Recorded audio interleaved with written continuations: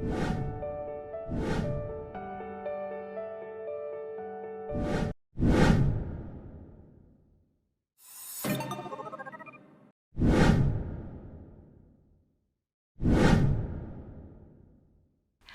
to a new episode of A Journey with Joana Marie, where passion and fashion lead to your ultimate success. I'm your host, Joana Marie, and today we're going to be joined by another fantabulous human being, a personal friend of mine. He's actually an international trainer, and he's really good at sales. That's why so many companies are looking or searching for him to give so many wonderful trainings about sales. So without further ado, I'm sure you're going to be excited to learn his journey to success. He actually has a very humble beginning. So watch out for him, as we call him now.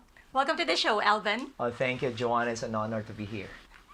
Thank you so much for saying yes to our invitation. I feel so honored to have you. And guys, in a little while, I'm going to share something about this guy that would make you feel so proud as a Pinoy. But before we talk about that, Elvin, may I please ask you to share a little bit of information about you? Who is Elvin Camus? Oh, thank you. My name is Elvenril Camus. Most of my students call me Coach Elvin. And for the past 5 years, I have helped, trained, coached, motivated, and inspired more than 25,000 sales and business professionals to double their sales and grow their business in 3 months or less, guided by my unstoppable passion, firm self-discipline, and positive attitude. Wow! I love the energy. You're always you always have that fire in you. But Elvin, as I mentioned earlier, you have a very humble beginning. You started as a room boy in Cagayan de Oro. Exactly. Yes. Way back. Can you please share to them how did you start and how did you become this international trainer right now? Thank you, Joanna. I started working as a room attendant way back 2007. And that was my first job after completing my study. And na-promote ako eh. Kumbaga, hinire ako ng hotel because I was a hotelier. And then the management of the hotel hired me. And that's where I began to work as a room attendant. For 2 years yun. And that time, pag room attendant is back of the house eh. In other words, hindi masyadong nakikita, right? So, talagang chillax lang yung trabaho, pero physically stressed talaga kasi room attendant. But that time, ambisyoso na ako. Risk taker and action taker. So, after 2 years, merong nag-resign na front desk officer. Same hotel. Okay. You always have this vision of you na hindi ka lang basta matatapos as a room boy. Tama ba? Exactly. Alright. Because I had a dream before to be assigned to other place or city na kumbaga gusto kong ma-challenge. And that's where the opportunity came na may nag-resign na front desk officer. So I took that opportunity.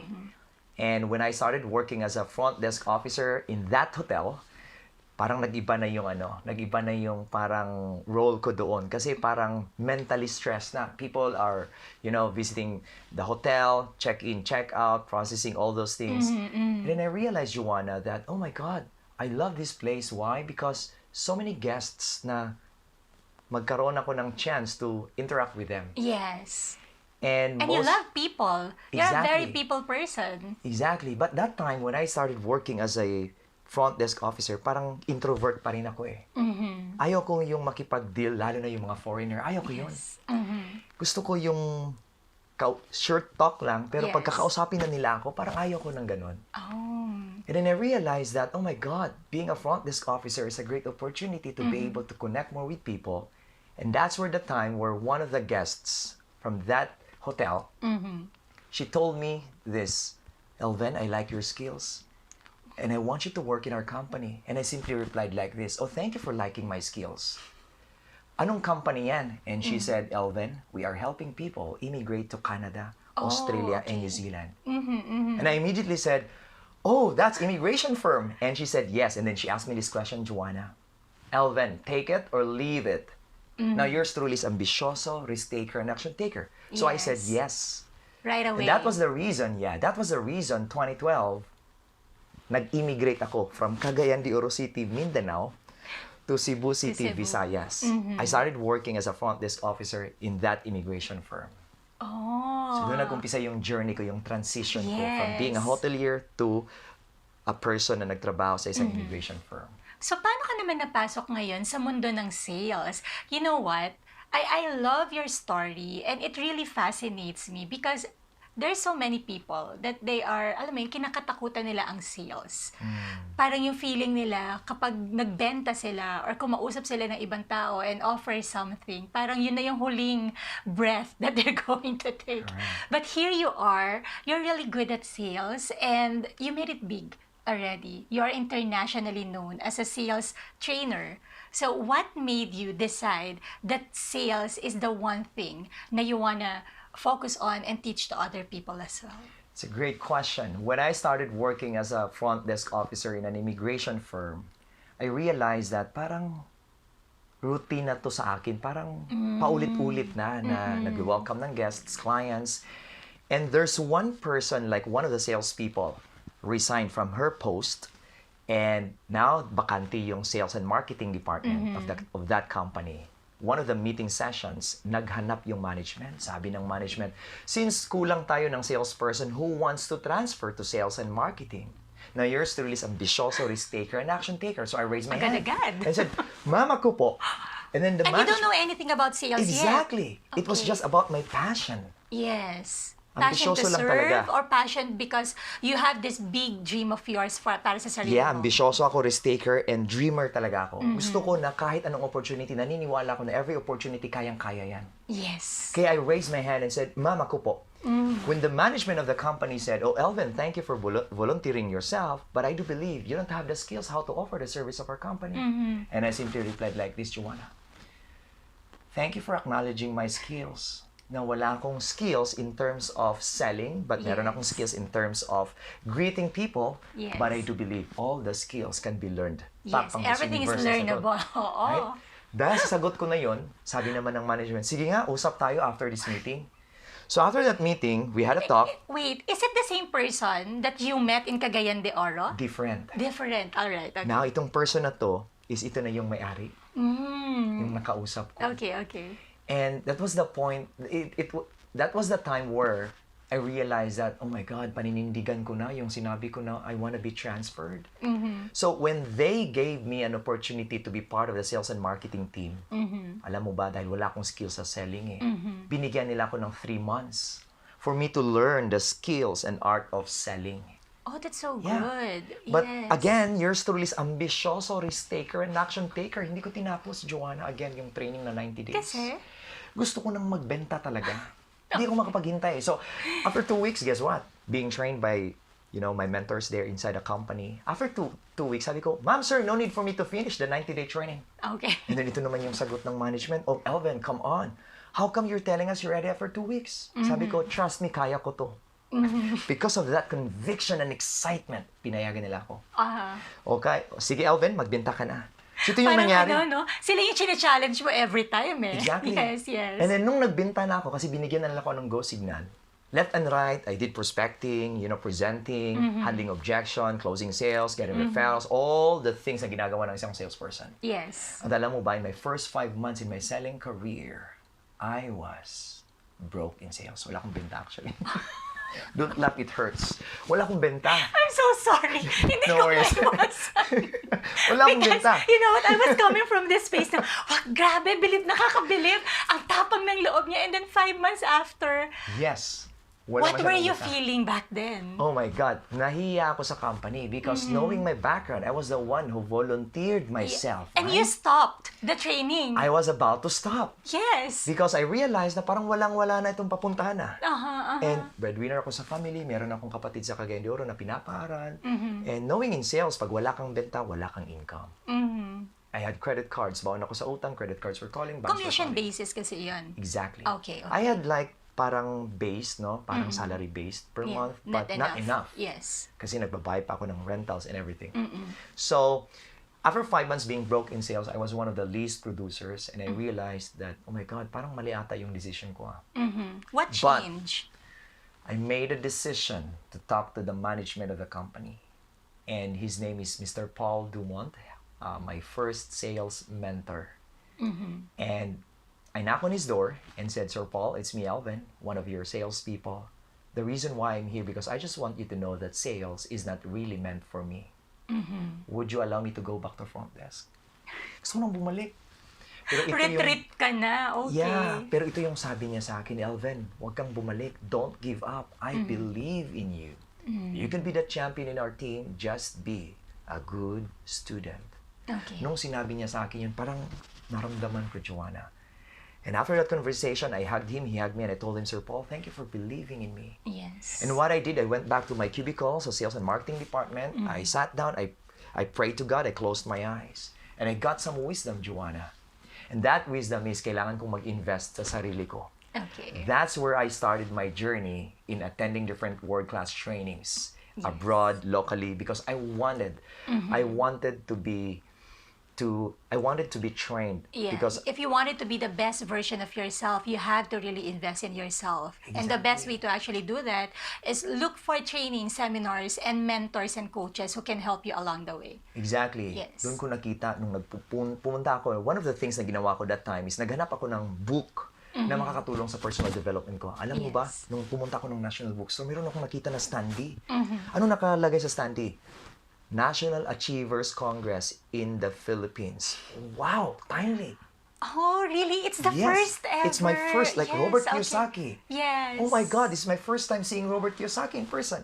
So I enrolled in that program. I called Lauros Enterprises, and then that's the journey there because when I attended National Achievers Congress, doon trinomote yung Millionaire Mind Intensive Training. So doon ko nakilala yung event, and then I trusted Lauros, and then Lauros helped me a lot in terms of my personal development. I enrolled the programs, and all those programs, in-attend ko yung in-offer nila.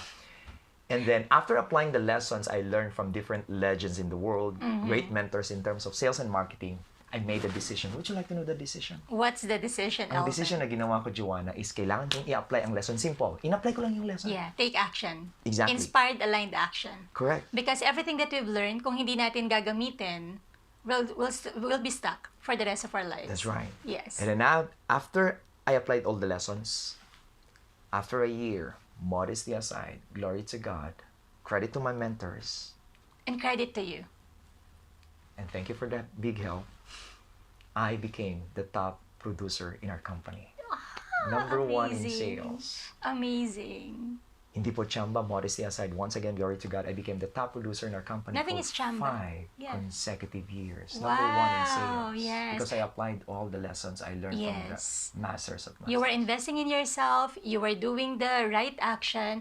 Everything that you are doing is actually inspired and aligned with what you want to happen into your life, right? Exactly. And thank you so much. Thank you for sharing that, Alvin. I didn't know that it was National Achievers pala yung pinaka-first venture mo, first investment mo para sa sarili mo. For all our viewers, in case lang po na nagtataka kayo, bakit ako kinikilig right now? Because the event that he mentioned and all these trainings po na inattenan niya, it's the event po that Lauros Enterprises, my company, together with my 3 other business partners po, na ginagawa dito sa Philippines, Lauros Enterprises, yung pangalan ng company namin. And sobrang amazing lang na we have produced a person like this, sobrang confident.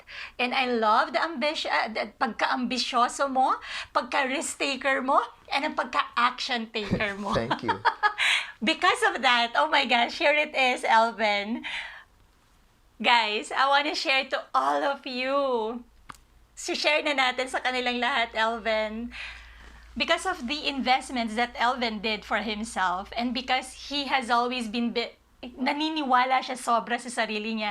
And so many people are also believing in you, right? Because you have it in you, the confidence, the competence, everything. Elvenril Camus is the very first, naiiyak ako, Filipino, to be part of T. Harv Ekers group. He is an assistant trainer in training, and in fact, he was 2 weeks ago in Singapore to actually deliver the Millionaire Mind Intensive in about 800 participants that time. Hybrid event po yan. And a week ago, he is actually our ATT, our assistant trainer in training at the Millionaire Mind Intensive Philippines. The very first seminar or Millionaire Mind Intensive na ginawa po namin dito sa Pilipinas after the pandemic. Congratulations! And you're making me feel so proud right now that we're part of your journey. You started with Loros Enterprises and you definitely deserve everything that you have right now. Kinikilig pa rin po talaga ako right now. But Elvin, can you please share to our viewers 2 questions sasabay ko na. Ikaw na mag-adjust. Sige. What made you decide that you wanna become a trainer? Alright. Okay, and then number 2, you're an international trainer right now. You're part of T. Harv Ekers group. Ako yung kinikilig talaga sobra para sa'yo, right? Para akong nanay mo. Ganun ka-happy yung pakiramdam ko. What tip, 1 or 2 tips probably that you can share to our viewers para magkaroon din sila ng ganitong klaseng achievement in their life? All right. Well, thank you for those questions. Amazing questions. So the first question is, bakit ako naging trainer? Yes. Naging trainer ako because what I saw when I was working as a salesperson, nakita ko talaga na may big gap na nangyayari sa market, no? Like between sellers and buyers. Most of the buyers na nakita ko that time is parang takot sila makipag-usap ng sellers because they don't want to be sold. Yes. And a lot of salespeople are very pushy and aggressive or manipulative. And now they keep on pushing these buyers to believe in them or to trust them. So it was my decision to really bridge the gap. That's where my mission came in because I decided that gusto kong tulungan ang mga salespeople that whenever they approach the buyers, hindi sila lalayuan. Gusto ko rin sa side ng buyer that they wanna be proud having an agent sa buhay nila. I see. And that's the ultimate mission why I decided to become a trainer in the Philippines because I love to connect the gap. Okay. I want everybody to be excited, the buyer and the seller, to work together. To come from the space that it's value exchange. Exactly. Right. Okay. That people would believe that it's not just about, buying things, but it's all about trusting the agent because the agent believes in the product that it could help them when they avail the service or product. So that's the main reason why I decided to be a sales trainer of the country. Yes, all right. And the question number 2 there is, if I can give 1 or 2 tips kung paano ako naging international trainer, once again, glory to God, credit to my mentors, and thank you so much because you played a big role there in my life in becoming the first Filipino, I would say, that just like what you mentioned, it's an honor to be the first Filipino trainer under T. Harv Eker. So one of the tips, I'm gonna give 2 tips here. Please. The first tip is this: have a strong desire. At first, when I attended Millionaire Mind Intensive Training, when I saw Robert Riupel on stage, I told myself, one day, I can be like Robert Riupel. And I wanna help the group of T. Harv Eker changing the world by adding value to each person's lives. That's the first reason. Yes, Have a the strong conviction desire. really is Exactly. there. Yes, yes. And the second tip is this: keep showing up. True. Nothing can Exactly. happen if you don't show up. You can have Exactly. all this knowledge, all these skills. You can be the most, skillful at pinakamagaling na tao sa buong mundo. But if you don't show up, the opportunity won't be there. Exactly. So I keep on showing up every time there's invitation, particularly invitation from Laurus. Every time you Yes. ask me to crew the event, I showed up. By the way, when he says show up, magkukuro po siya, he don't get paid. And a lot of our community, people in the community, whenever we request them, do this and do that, help us and support us with this, hindi po sila nagpapabayad. That's what they meant by showing up. Pure value giving po talaga. Exactly. And I'm coming from a space that is not just about becoming a great trainer on stage, but I'm coming from a place that I want to serve people in the world. I want to give back to them kung ano yung nakukuha ko. So it's my way of giving back. That's why I keep on showing up. And thank you for believing in me. Thank you for trusting me. And thank you for giving me lots of opportunities to be on stage. Yes. Because I couldn't be like this without your big help. I remember those days, those years that you helped me a lot, online man or on-site. You helped me a lot and it made me feel comfortable, and it was the reason why I told myself that, yeah, I'm on the right zone here because Laurus Enterprises has this strong belief in me that I can possibly be one of the trainers of T. Harv Eker. And that's why I made it. Here you Thank are. Diba? 2 MMI trainings and the very first, again, after the pandemic, isa ka dun sa mga naging trainer ng almost 2,000 participants natin in the room. And thank you. Thank you for believing in us and thank you for showing up. Yan talaga yan eh. So, speaking of showing up, let me ask you, Elven, parang hindi ko alam kung connected ba siya. Do you have any life hack that you want to share to our viewers today? When I say life hack, these are simple things or it might look simple for other people. But the truth is, ito yung nakakatulong talaga sa'yo na mag-ascend in your level of life and at the same time, para makatulong sa journey sa success mo. Yeah. All right, good question. Yes, I learned this from one of the mentors of my great mentor, and he called it like gratitude exercise. Yes. Before I begin my morning, before I begin my day, I answer 5 questions in my journal every single day. Can you please share it to our viewers? I'm sure they're going to learn a lot from it. Sure. The very first question is, what's my goal for the day? And I take time to really answer that question. I don't think of all the goals that I need to have, but I just think of one goal. And the second question that I normally answer every single day is, what are the things that I can contribute to other people? And I keep on writing, what is it that I want to give to other people today? What is it that I'm willing to share or give to other people today? And then the third question is, what are the 10 things that I'm grateful for right now, that moment when I write? So I keep on, writing and making sure that I'm present and I identify those things. Yes. And then the fourth question is, what's the thing that I do value that others do for me? So I count. Okay. If somebody does something sa akin, do good things about me, then talagang sinusulat ko yan. And then of course the fifth question is, why am I happy right now? And then sinasagot ko yan. I'm happy right now because of this, fill in the blank. Yes. Because I always choose to be happy in my life. Yes. And before I go to bed, I also answer the sixth question. And that is, what are my wins for the day? For today, yes. And I write all those wins, and it gives me more motivation and conviction and excitement before I end my day. And I believe it helped me a lot because even up to present, I'm teaching it to my students, and my students are loving it, and they are also getting amazing results that they couldn't explain why. Yeah. So you're doing a lot of things actually. You're not just journaling. You're not just tapping into your heart and, reminding yourself what are the things that you can be grateful for. Pero andun yung physiology mo, nandun yung mental mo, nandun yung emotions mo, everything. Right? So there's energy in what you are doing actually. So that's why it's so effective. Exactly. Yes.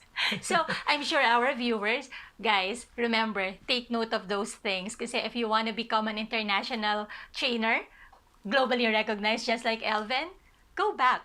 Balikan mo kung ano yung tip niya kasi baka yun din po yung maging starting point for you. So, my last question for you, Elven, is that regarding your fashion or your style, you know naman, I'm a fashion designer. I have the I Am Fantabulous by Joana Marie, right? And I always advocate for showing up na physically, mentally, emotionally, spiritually prepared ka.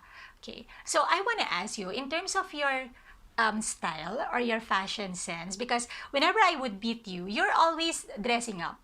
Talagang nagte-take time ka na mag-show up ka na maayos yung itsura mo, na amoy bagong ligo ka, tapos yung damit mo, maayos talaga. So how is it helping you naman in your current journey? Why is it so important for you to not just be there physically, but actually be there na maayos ka talaga yung itsura mo? Well, it's a great question, no? And the reason why I always prepare myself, no, whenever I have even a small meeting or, kahit kunting lakad lang or visit a friend, attend a training, visiting a mentor, things like that. I make sure that I dress up talaga because I always believe that when I dress up, I feel comfortable, Joanna. And when I feel comfortable, it adds confidence in me. Yes. And if I'm confident, now I can deliver more things to them. And I True. believe that when I'm confident, if I'm comfortable, I can add value more to them. Yes. And that's the reason why I make sure that I dress up. And I show up as well. Yes, because how you see yourself is how others are going to see us as well. Yes. Right? Diba? Yan.